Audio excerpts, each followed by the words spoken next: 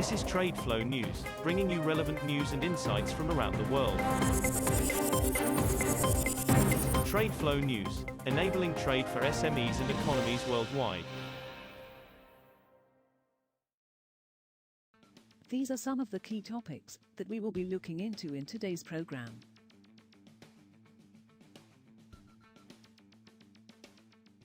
First, let's take a look at the overnight headlines which are impacting the commodity markets. A meeting of top OPEC Plus ministers kept oil supply policy unchanged and pressed some countries to increase compliance with output cuts, a decision that spurred international crude prices to their highest in 5 months at nearly $90 a barrel. A ministerial committee, JMMC, of the OPEC and allies led by Russia, known as OPEC Plus, met online on Wednesday to review the market and members' implementation of output cuts.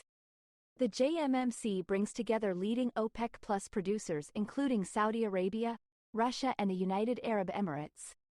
Oil has rallied this year, driven by tighter supply, attacks on Russian energy infrastructure and war in the Middle East. Brent LCOC1 crude settled on Wednesday at its highest level since October at $89.35 a barrel. U.S. crude stocks rose unexpectedly last week, while gasoline and distillate inventories fell more than expected, as refining activity slowed in the world's top oil-producing country, the Energy Information Administration said on Wednesday. Crude inventories swelled for a second straight week, rising by 3.2 million barrels to 451.4 million barrels in the week to March 29, the AIS said, compared with analysts' expectations in a Reuters poll for a 1.5 million barrel draw.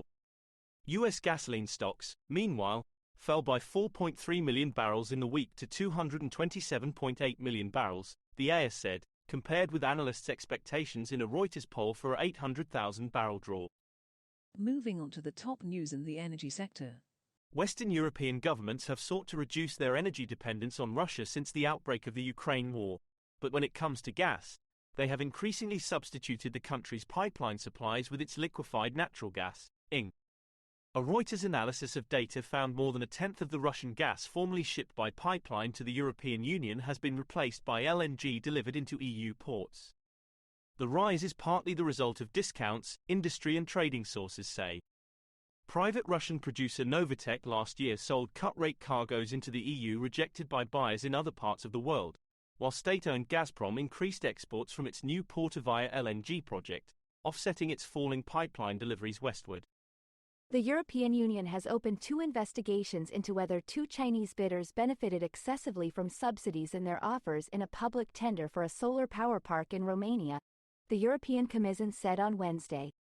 The first investigated consortium is composed of Romania's ENEVO Group and a subsidiary of Longhi Green Energy Technology County 601012, SS. The second involves subsidiaries of Chinese state-owned Shanghai Electric Group County 601727, SS. According to an EU official, the total contract was worth about €375 million, $404 million.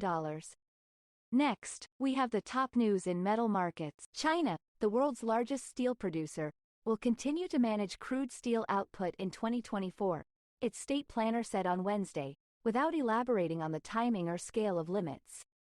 Beijing mandated zero output growth in its steel sector in 2021 and 2022 to limit carbon emissions from one of its most polluting industries.